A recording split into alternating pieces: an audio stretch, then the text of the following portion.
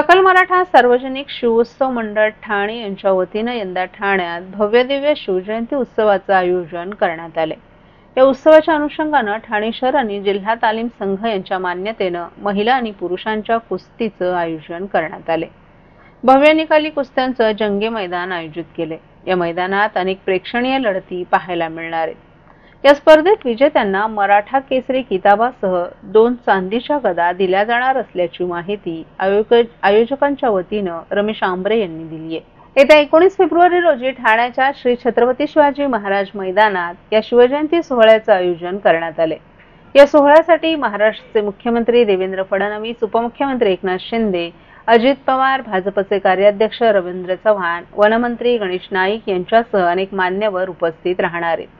तसंच यावेळी मराठा भूषण पुरस्कार देऊन देखील मान्यवरांचा सन्मान करण्यात येणार आहे। यामध्ये शैक्षणिक क्षेत्रात डॉक्टर सिमरन धनंजय समुद्रे, सामाजिक क्षेत्रात लक्ष्मण बेलगोजी, इतिहासकार, शैक्षणिक व सामाजिक क्षेत्रात सहाय्यक प्रादेशिक परिवहन अधिकारी, एक अष्टपैलू व्यक्तिमत्व विश्वंभर शिंदे, क्रीडा क्षेत्रात पैलवान रंगराव पाटील, तर विशेष सन्मान चितळसर मानपाडा पोलीस स्टेशनचे पोलीस शिपाई किशोर साळुंके, सामाजिक क्षेत्रात चंद्रकांत प्रभाकर बागल अशा 6 मान्यवरांचा मराठा भूषण पुरस्कार 2025 ने सन्मान करण्यात येणार आहे। या शिवजयंती उत्सवाची सुरुवात सकाळी छत्रपती शिवाजी महाराज यांच्या पुतळ्यास पुष्पहार अर्पण करून होणार आहे। दुपारी 3 वाजता महिलांसाठी हळदी कुंकू कार्यक्रम आयोजित करण्यात आला असून प्रत्येक महिलेला आकर्षक भेटवस्तू दिली जाणार आहे। दुपारी 4 वाजता शिवव्याख्याते डॉक्टर विश्वंभर शिंदे यांच्या व्याख्यानाचेही आयोजन करण्यात आले असून 5 वाजण्याच्या सुमारास भव्य मराठा केसरी, मर्दानी, महिला आणि पुरुष कुस्ती स्पर्धांना सुरुवात होईल। या स्पर्धेतील विजेत्यांना मान्यवरांच्या हस्ते पुरस्कार देऊन गौरवण्यात येणार आहे। या जयंती उत्सवात ठाणे शहरातील सर्व शिवप्रेमींनी उपस्थित राहावं असं आवाहन रमेश आंबरे यांनी केले। गेली मी 8 वर्ष ठाण्यामध्ये छत्रपती शिवाजी महाराज जयंती साजरी करतो आणि आम्ही सर्वांना आवाहन करतो की त्यांनी सकाळी 7:30 वाजता जी आमची शिवज्योती यात्रा आहे त्यात सहभागी व्हावं आणि तसेच आपल्या कुस्तीचा जो खेळ आहे तो ठाणेकरांनी नक्की पाहावा अशी मी सर्वांना विनंती करतो। आणि छत्रपती शिवाजी महाराज आपले आराध्य दैवत आहेत, त्यांची जयंती मोठा उत्साह आणि दिमागदार सोहळ्याने ठाण्यामध्ये साजरी होत आहे। कशा प्रकारचं स्वरूप असणार आहे शिवसन्मान ज्योत 19 फेब्रुवारी 2025 ला शिवजयंती महोत्सव या ठिकाणी ठाण्यात आपण करणार आहोत। गेली 18 वर्षे हा उत्सव या ठिकाणी आपण करत आहोत। सकल मराठा समाज, ठाणे शहर व मराठा क्रांती मोर्चा यांच्या संयुक्त विद्यमाने हा उत्सव आपण करतोय। सकाळी 7 वाजता छत्रपती शिवाजी महाराज अश्वारूढ पुतळा तलावपाई या ठिकाणाहून या शिवज्योत सन्मान रॅलीची सुरुवात होणार आहे आणि या शिवज्योत सन्मान यात्रेतून ठाणे शहरातील व ठाणे शहरातील बाहेरील लोक, मराठा बांधव आणि इतर समाजातील सर्व म्हणजे महाराजांच्या ज्या 18 पगड जातींवर ज्या महाराजांनी आपलं हिंदवी स्वराज्य स्थापन केलं त्या 18 पगड जातीतील समाज बांधव, युवक, युवती या रॅलीत उपस्थित राहणार आहेत। यामध्ये प्रमुख आपण 8 फुटांची छत्रपती शिवाजी महाराजांची सिंहासनाची मूर्ती असेल ती त्या जीपवर असेल, त्यानुसार दरवर्षीप्रमाणे त्या रॅलीमध्ये जवळजवळ 700 ते 800 बाईक असतील, रिक्षांच्या जवळजवळ 150 रिक्षा असणार आहेत। प्रत्येक रिक्षावर शिवजयंती निमित्त जे काही स्टिकर आहेत ते ठाणे शहर आपल्याला बघायला भेटतील आजपासून, तेही आहेत। त्यानंतर महिलांचा चांगल्या प्रकारे यामध्ये सहभाग असणार आहे। त्यानंतर ही रॅली ठाणे शहरातील कॅसल मिल सर्कल, तलावपाई सुरू होणार, Temi Naka, castle mill circle, Majiwada, Ghodbunder road, Savarkar Nagar, Lokmanya Nagar, त्यानंतर महानगरपालिका परिसर, चंदनवाडी येथून स्टेशन परिसरातून गावदेवी मैदान ते तलावपाई येथील अश्वारूढ पुतळ्यापर्यंत या रॅलीचे समापन होणार आहे।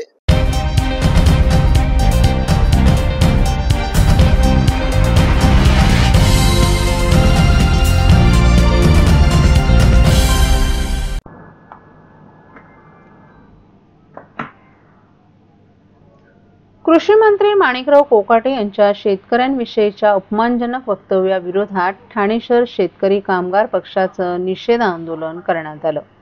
ठाणे जिल्हाधिकारी कार्यालयाच्या बाहेर मंत्री माणिकराव कोकाटे यांच्या विरोधात घोषणा देत शेतकरी कामगार पक्षाने माणिकराव पाटील यांचे पोस्टर फाडत जोडे देखील मारले आहेत।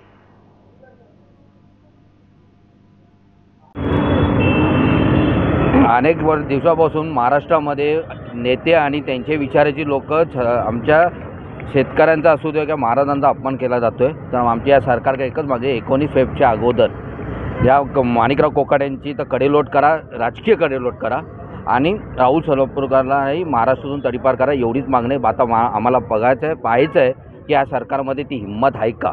आता जर त्यांनी केलं तर बघू करतात की नाही करत. आणि महाराष्ट्राला एकदा फायनली तुम्ही सांगा बा तुम्हाला महाराष्ट्र कुठल्या दिशेने न्यायचं आहे.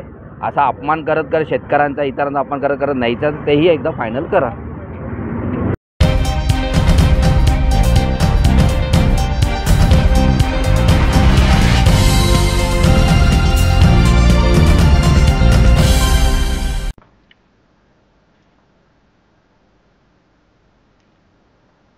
विविध आर्थिक, सामाजिक आणि प्रशासकीय समस्यांमुळे कामगारांना रक्तदाब, शुगर यांसारखे आजार जडलेत. या औषधांपासून त्यांची सुटका व्हावी किंबहुना त्यांच्या समस्या सुटाव्यात यासाठी गेली अनेक वर्ष आपण कामगारांच्या न्याय हक्कासाठी झटत आहोत. हजारो कामगारांच्या वतीनं आपल्याला देण्यात आलेल्या कर्मचारी हृदय सम्राट पुरस्कारानं आपली जबाबदारी आणखीन वाढली आहे याची आपल्याला जाणीव आहे, अशा शब्दात आमदार संजय केळकर यांनी पुरस्काराला उत्तर देताना भावना व्यक्त केल्यात. कंपनी कामगार, ठाणे महापालिका कामगारांच्या विविध श्रेणीतील सुविधा, भत्ते, पदोन्नत्या, भविष्य निर्वाह निधी, सफाई कामगारांच्या वारसा हक्काचा प्रश्न अशा अनेक आघाड्यांवर न्याय मिळवून दिल्याबद्दल आमदार संजय केळकर यांचा ठाणे महानगरपालिकेतील 5 कर्मचारी संघटनांच्या वतीनं महाजनवाडी हॉल या ठिकाणी आयोजित मेळाव्यात कर्मचारी हृदय सम्राट पुरस्कार देऊन गौरव करण्यात आलाय. यावेळी सत्काराला उत्तर देताना केळकर बोलत होते. वर्ष 2006 ला विधान परिषदेचे आमदार, 2014 पासून विधानसभेचा सलग 3 टर्म आमदार, या काळात आणि त्याही आधीपासून वंचित घटक असलेले बूट पोलिश कामगार तसंच कंपनी कामगार आणि महापालिका कामगारांसाठी आपण काम करत आहोत. आपण कामगारांचा नेता म्हणून कधीच काम केलं नाही, तर कामगार मित्र म्हणून त्यांच्या समस्या निर्मूलनासाठी आजवर लढत आलोय. बंद पडलेल्या कंपन्यांचे कामगार देशोधडीला लागले, वर्षानुवर्षे थकबाकीपासून वंचित राहिले. पोयशा, मफतलाल सारख्या अनेक कंपन्यांच्या हजारो कामगारांसाठी लढे देत आहोत, त्यातही यश मिळत आहे. त्यांना मिळत असलेल्या न्याय हक्कांमुळे त्यांच्या चेहऱ्यावर जो आनंद दिसतो त्याचं आपल्याला मोठं समाधान मिळतं. जनतेनं आपल्याला दिलेले आमदार हे घटनात्मक पद सर्वसामान्य जनता आणि कामगारांच्या न्याय हक्कासाठी वापरणं हे आपण आपलं ध्येय ठेवलंय, असं प्रतिपादनही आमदार संजय केळकर यांनी कामगारांशी संवाद साधताना केले. ठाणे महानगरपालिकेतील विविध विभागातील विविध श्रेणीतील कर्मचाऱ्यांचे अनेक प्रश्न सोडवले. सफाई कामगारांना सरसकट वारसा हक्काचा लाभ मोठा लढा देऊन मिळवून दिला. कामगार एकत्र असतील तरच त्यांचे न्याय हक्क मिळतात आणि जेव्हा ते एकत्र येतात तेव्हा त्यांच्यात फूट पाडणारे महाभागही सक्रिय होतात. त्यामुळे कर्मचाऱ्यांनी नेहमी सावध राहावं असाही सल्ला केळकर यांनी दिला. आपणही एकेकाळी कंपनीत पॅकिंग विभागात काम केले. कामगारांच्या समस्यांची आपल्याला जाणीव आहे. त्या जाणीवेतून गेली अनेक वर्ष प्रशासनाशी कधी सामंजस्याने तर कधी आक्रमकपणे लढत आहोत. कामगारांच्या जीवावर आस्थापनं चालतात, त्यामुळे त्यांची अडवणूक झाली तर आपण खपवून घेणार नाही, असा इशाराही केळकर यांनी दिला.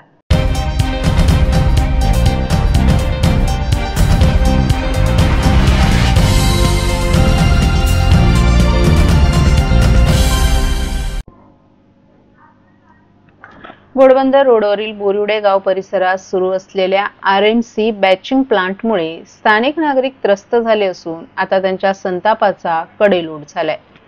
वाढती धूळ आणि ध्वनी प्रदूषण, वाहतुकीतील अडथळे आणि आरोग्यावर होणारे गंभीर परिणाम यामुळे नागरिकांनी प्रशासनाच्या विरोधात लढ्याची तयारी केली आहे. रहिवाशांनी अनेक वेळेला तक्रारी करूनही प्रशासनानं याकडे डोळे झाक केली आहे.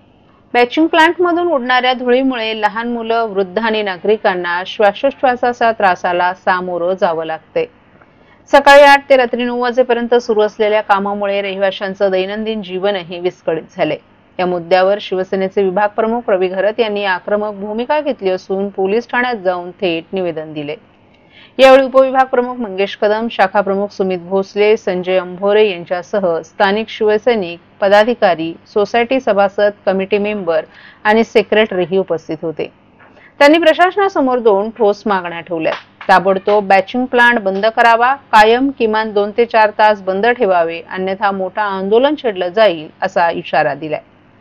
या लढ्याला Raunak delight, Vihang valley phase, platinum lawns, Raunak heights, Unnati greens या सोसायट्यांचाही पूर्ण पाठिंबा आहे. रहिवाशांनी स्पष्ट इशारा दिलाय की जर प्रशासनाने बैठक घेऊन त्वरित निर्णय न घेतल्यास संपूर्ण परिसरात रास्ता रोको आणि मोठ्या प्रमाणात आंदोलन केलं जाईल. आमच्या आरोग्याशी खेळच खपवून घेतला जाणार नाही, आता आम्ही गप्प बसणार नाही, अशी संतप्त प्रतिक्रिया रहिवाशांकडून व्यक्त होत आहे. प्रशासन काय भूमिका घेते याकडे संपूर्ण ठाणे शहराचं लक्ष लागले.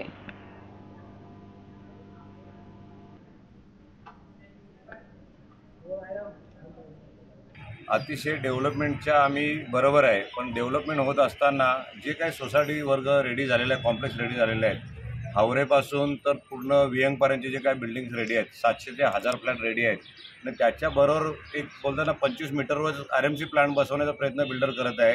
बिल्डरचं नाव घेणार नाही, कारण मी साहेबांना बोललेलं आहे, आम्हाला सकारात्मक त्याच्यावर चर्चा करून आम्हाला प्लांट नको आहे. RMC आपण बाहेरनं मागूनही RMCमध्ये तुम्ही काम करू शकता. आम्ही डेव्हलपमेंटच्या विरोधात नाही, पण आम्ही ज्या एरियामध्ये राहतो, आम्ही फ्लॅट घेतलेले आहेत, आम्ही इथं ठाण्याची आमची फ्लॅट आहेत, त्याच्या एकदम बाजूला जर RMC प्लॅन आला तर खोकला, धूळ आणि अतिशय गंभीर विषय आहेत. गेल्या टायमाला मेगा इंजिनिअरिंगचा जेव्हा प्रोजेक्ट आला, अतिशय गरजेचा प्रोजेक्ट होता, तरीही आम्ही खूप रिक्वेस्ट करून त्यांना हावरेची जेव्हा विनंती आली तेव्हा आम्ही तो प्लॅन स्थानिक आपले चारदा निवडून आलेले आपले सरनाईक साहेब आहेत, आमदार साहेब आपले, आज ते मंत्री आहेत, त्यांनी तात्पर येऊन त्या जागेवर आणि RMC प्लॅन थांबवला.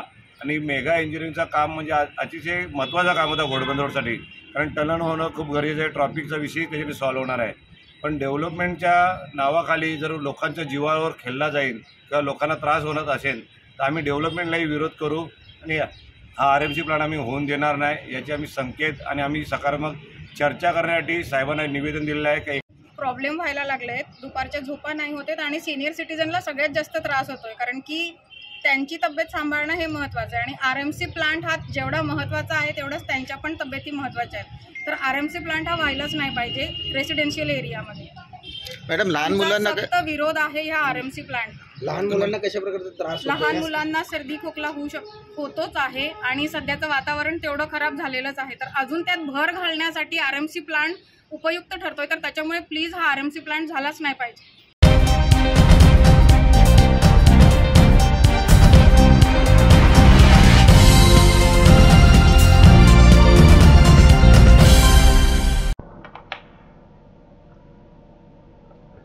JJ education of paramedical science आणि लॉर्ड पाथ यांच्या संयुक्त विद्यमानं DMLT कोर्स पूर्ण झाल्यानंतर विद्यार्थ्यांना स्वतःची पॅथॉलॉजी लॅब सुरू करण्यासाठीचं मार्गदर्शन करण्याच्या उद्देशानं एका सेमिनारचं आयोजन करण्यात आलं होतं.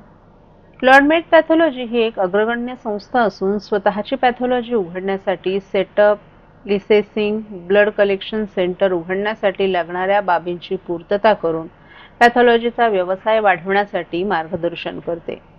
यावेळी JJ एज्युकेशनचे संस्थापक डॉक्टर गौतम गोसावी यांनी मार्गदर्शन करताना संस्थेला 18 वर्ष पूर्ण झाली असून JJ एज्युकेशन संस्था महाराष्ट्र राज्य कौशल्य व्यवसाय शिक्षण आणि प्रशिक्षण संलग्न महाराष्ट्र शासन पुरस्कृत असल्याचं सांगितलं.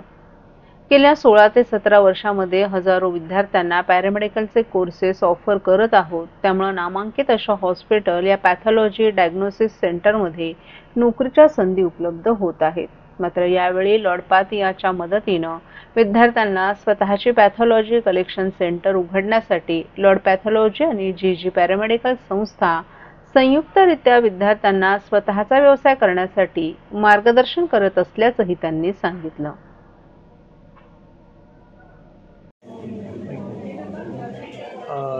लॉर्ड पैथ का फंक्शनिंग किस तरह से चलता है?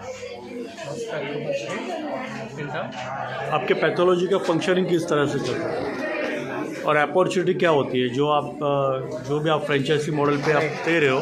सही. सो हमारा जो मेन लैब होता है वो नेशनल लैब में होता है, नेशनल रेफरल लैब. उसके नीचे हमारी रेफरेंस लैब है बहुत जगह पे, Ahmedabad, Bangalore, Goa and Maharashtra. And then उसके बाद उसके नीचे कलेक्शन सेंटर्स आते हैं.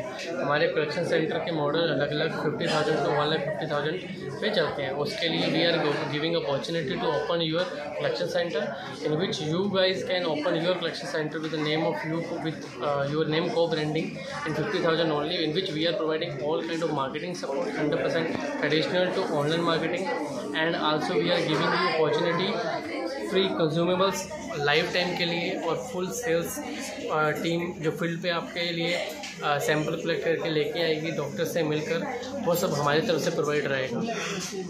तो ये एक अपॉर्चुनिटी है DMLT स्टूडेंट के लिए, जो बाकी कंपनी अभी कोई भी कंपनी ऐसा अपॉर्चुनिटी प्रोवाइड नहीं कर रही। कितने सारे कलेक्शन सेंटर्स है इन थाने में हमारे 2 कलेक्शन सेंटर हैं, मुंबई में हमारे 2 कलेक्शन सेंटर हैं, बाकी हमारे बेंगलोर में, अहमदाबाद में, गोवा में भी कलेक्शन सेंटर है, and also we are in Andhra Pradesh, Madanapalle. आगे चल के स्टूडेंट को क्या अपॉर्चुनिटी रहेगी इस तरह? आगे चल के स्टूडेंट अपॉर्चुनिटी क्या रहेगी इसमें, लाइक अ बिजनेस? हाँ, बिजनेस तो इट्स अ डिफरेंट मॉडल की टर्म एंड कंडीशंस पे रहेगा। इसमें हम रेवेन्यू शेयरिंग करेंगे 46K। माझ्या इन्स्टिट्यूटमधून त्यांच्यासाठी एक सुवर्ण संधी आहे की त्यांनी स्वतःची लॅब कशा प्रकारे सुरू करू शकतील आणि त्याला लागणारं जे बेसिक माहिती म्हणा किंवा त्यांना कशी सेटअप करावं लागेल ही सगळी माहिती सरांनी दिली आहे।